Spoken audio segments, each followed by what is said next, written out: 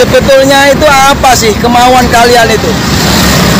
Berjuang untuk negaranya sendiri nggak ada semangatnya. Tapi kalau berjuang untuk negara orang lain, kalian tuh begitu semangat. Apapun kalian lakukan.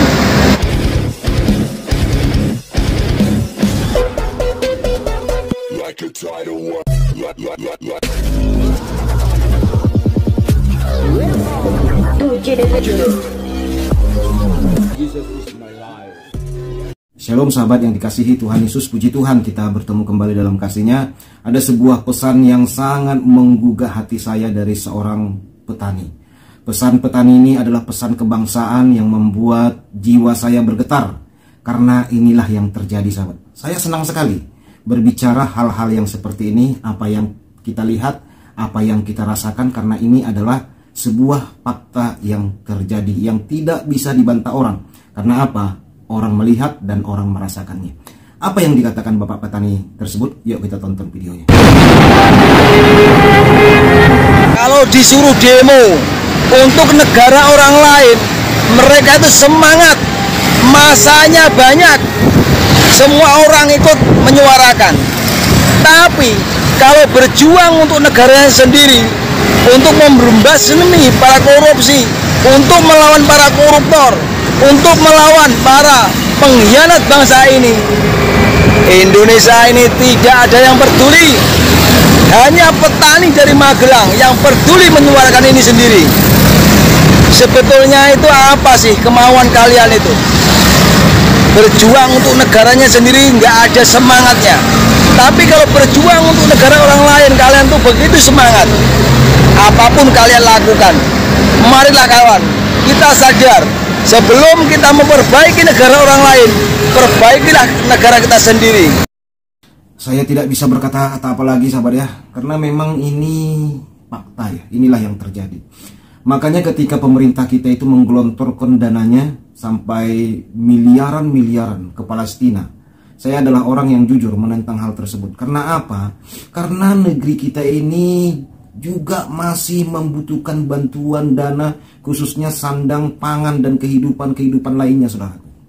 Iya, Indonesia ini masih banyak rakyatnya yang masih susah. Dari mana kita tahu? Kita lihat saja kalau ada bantuan sosial, ada Jumat Berkah, orang berbondong-bondong merebut bantuan tersebut. Mau agamanya apa, bantuan tersebut dikejar. Beberapa kejadian di negeri kita ini hanya karena merebut gula, minyak goreng, sampai saling seruduk. Sampai ada yang menjadi korban karena adanya bantuan sosial. Yang lebih miris lagi saya melihat ya, ada kejadian di lampu merah. Sekelompok orang mengatasnamakan diri mereka bela agama, meminta bantuan kepada negara lain. Bersamaan dengan itu, saudara sebangsanya ada juga di situ dengan berpakaian compang-camping. Mereka merebut hati dari orang yang akan memberikan sedekah. Si pakaian compang-camping di lampu merah ini juga ikut meminta belas kasihan dari orang yang memberi. Sementara sekelompok orang tadi datang meminta bantuan, meminta belas kasihan untuk menolong anak di negara lain, kebutuhan di negara lain, kepentingan di negara lain. Miris sahabat. Kecuali seperti yang dilakukan oleh Amerika, Jerman, Inggris. Mereka adalah negara-negara paling banyak memberikan bantuan untuk Palestina. Oke, karena mereka sudah negara makmur. Orang miskin di sana digaji, orang susah di sana digaji, BPJS tidak bayar sahabat. Kesehatan free. Sedangkan di Malaysia saja, saya pernah ke sana. Itu orang Melayu asli dari Malaysia, saudaraku. Dilindungi kesehatannya. Di negeri kita BPJS saja masih bayar. Itu pun kata pemerintah masih mengalami kerugian. Bahkan kita masih bayar, saudara. Nah, inilah yang menjadi sebuah permasalahan. Belum kita berbicara pupuk ya, karena saya juga seorang petani yang terus harganya naik, terus melambung. Ya. Kadang-kadang dipermainkan oleh oknum-oknum penjual, para makelar-makelar, para orang-orang yang mempermainkan pupuk ini, belum lagi agen-agen yang mempermainkan harga. Macam-macam kejadian di bangsa ini, saudaraku. Kadang-kadang kalau kita lihat, karena sebuah bantuan sosial, orang di Indonesia ini bisa pindah agama. Ya, meskipun kadang-kadang ditakut-takuti, cara diam-diam dia datang minta bantuan. ditakut-takuti, diancam. Jadi antara dia lapar dan antara mau menukarkan akidahnya. Kan gitu ya, demi sebuah beras 5 kilo, Indomie 1 kardus. Tuh. Dan miris kita sahabat. Seperti kata ada ustadz di Papua, kita kasih bantuan sabun di Papua, akhirnya banyak orang mualaf katanya. Bernard Nababan berkata, kita kasih bantuan alat-alat tulis, buku, minyak goreng, itulah hasil daripada mualaf-mualaf di sana. Nah, berarti kan negeri kita ini masih belum bisa dikatakan sejahtera. Masih banyak orang menggadaikan kepercayaannya ke Tuhannya demi sebuah Indomie. Dia tinggalkan Yesus karena Indomie. Dia tinggalkan Yesus karena pensil 1 biji.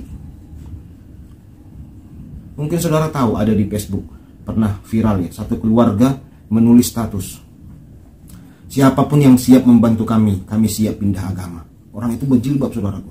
Mau agama apapun, mau agama Cina katanya, mau agama Yahudi, mau agama Kristen, kalau ada yang mau bantu kebutuhan kami siap pindah agama. Lalu dibalas oleh netizen dengan komen-komennya dengan cacian makian. Astagfirullah, demi agama dijualkan akidah katanya. Ya, tapi mau gimana sahabat? Indonesia ini belum negara maju, masih negara berkembang. Makanya kalau kita lihat dari cara pandang rakyatnya pun masih begitu kan. Ya, gizi masih kurang. Susu pun di negeri kita ini harganya luar biasa.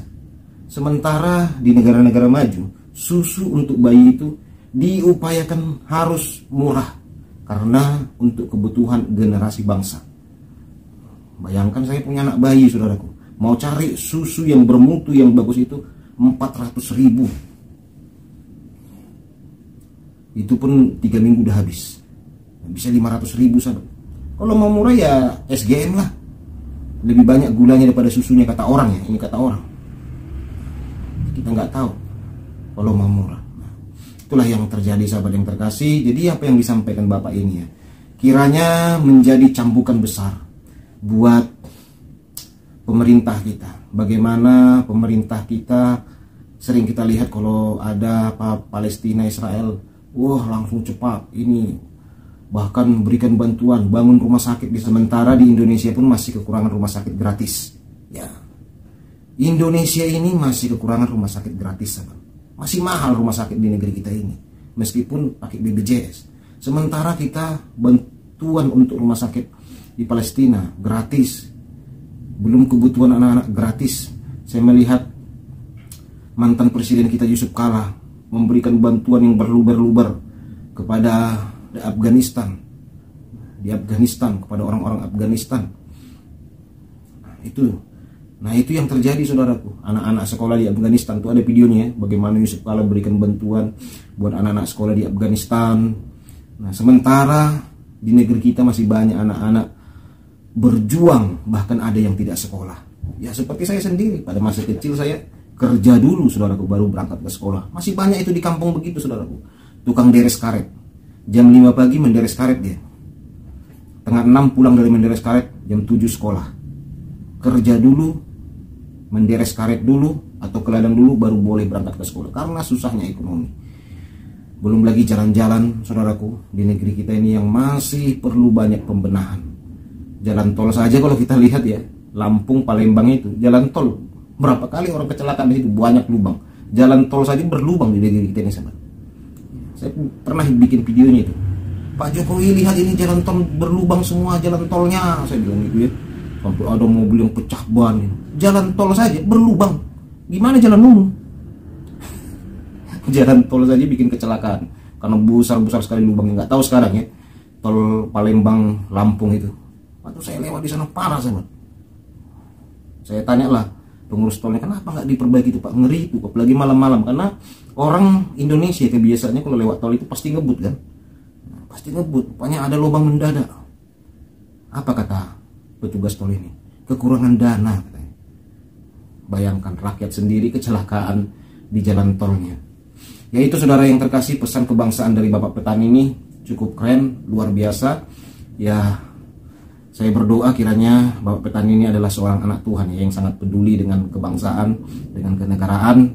Ya, kita anak-anak Tuhan harus seperti itu. Harus peduli dengan bangsa kita, rakyat kita, saudaraku, bersama-sama kita membantu untuk perkembangan bangsa Indonesia ini. Tuhan Yesus memberkati. Shalom.